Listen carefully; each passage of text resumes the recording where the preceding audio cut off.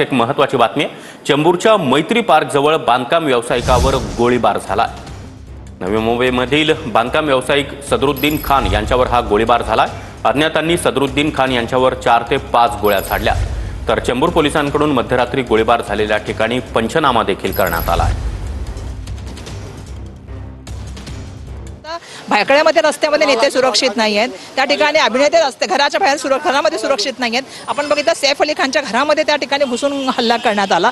नंतर आपण बघितलं बाबा सिद्दीकींची भर चौकामध्ये त्या ठिकाणी त्यांच्या ऑफिसच्या बाहेर हत्या करण्यात आली। म्हणजे चाललंय काय आणि मुंबई पोलीस करतायत काय? तर मुंबई पोलिसांना स्वतंत्र तरी द्या, त्यांचा दरारा पुन्हा प्राप्त करून द्या किंवा गृह विभागाला गृहमंत्री तरी नव्या द्या, हीच माझी त्या ठिकाणी मागणी आहे। त्यांची स्थिती कशी आहे सध्या? नाही, सध्या त्यांची स्थिती जरी स्टेबल असली तरी पण त्यांच्या दाढेमध्ये आता मला वाटते गोळी आहे आणि त्याचं ऑपरेशन आता होणार आहे।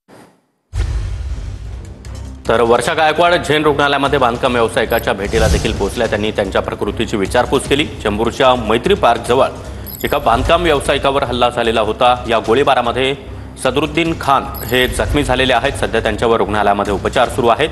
सदरुद्दीन खान यांच्यावर 4 ते 5 गोळ्या अज्ञातांकडून झाडण्यात आल्या। त्यामुळे पुन्हा एकदा राज्यातील कायदा सुव्यवस्थेचा प्रश्न ऐरणीवर आलेला आहे। चेंबूर पोलिसांकडून मध्यरात्री गोळीबार झालेल्या ठिकाणी पंचनामा देखील करण्यात आला आहे।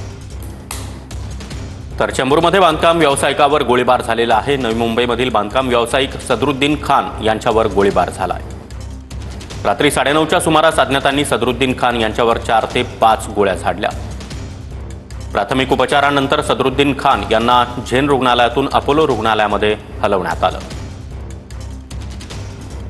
गोळीबारानंतर सदरुद्दीन खान यांच्या दाढेमध्ये गोळी अडकल्याची माहिती मिळते।